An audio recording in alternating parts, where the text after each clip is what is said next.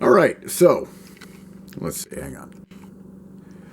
You guys have wanted some more videos from me and whatnot.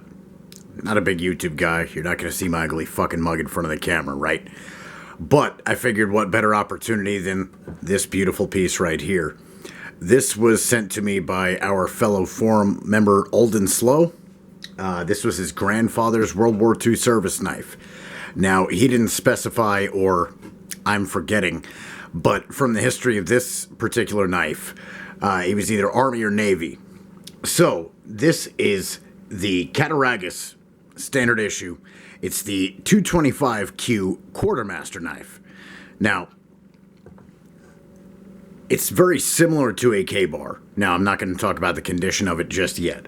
It's just a bit of history on it. It's similar to a K-bar and identical to the Case 337 model that was issued standard as well alongside it, because there was a huge ramp up in war production at the time, obviously, right after the Great Depression.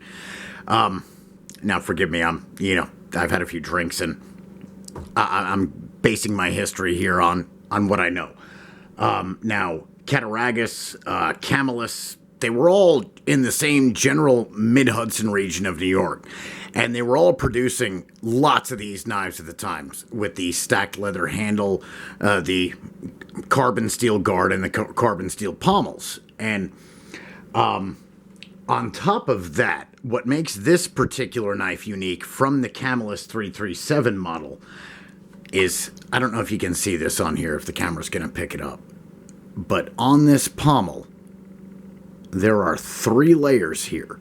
So it's not solid carbon steel. It's 1, 2, 3 layers of carbon steel. And then, of course, it's peened over on the end and textured. Now, word has it this was because it was meant for hammering on nails into crates and things like that. And I've also read that a number of Navy guys were using this knife to pry open crates of ammunition and things like that, ordnance and whatnot. So, that's the brief history I understand of this knife. What's the difference what's the middle ground between a layman and an expert? That's what I consider myself on these.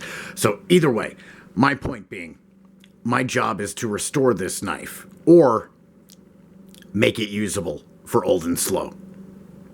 So how am I going to do that? Well, first and foremost, what I found with this knife is this handle is very, very fucking sturdy and completely intact. Now, he did let me know that I believe it was his brother. Forgive me if I'm wrong, dude.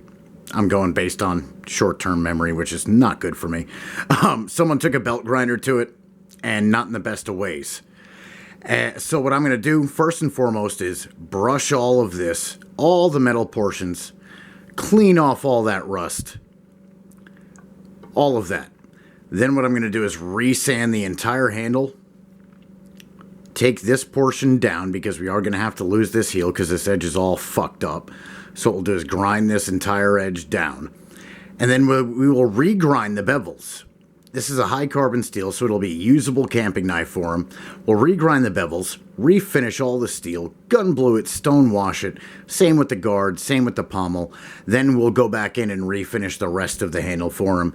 And this is going to be a wonderful fucking camping knife for him with a ton of family history behind it. So, there you go. I made a fucking YouTube video for you guys. I hope you're all well. Have a good fucking night. And, get over here!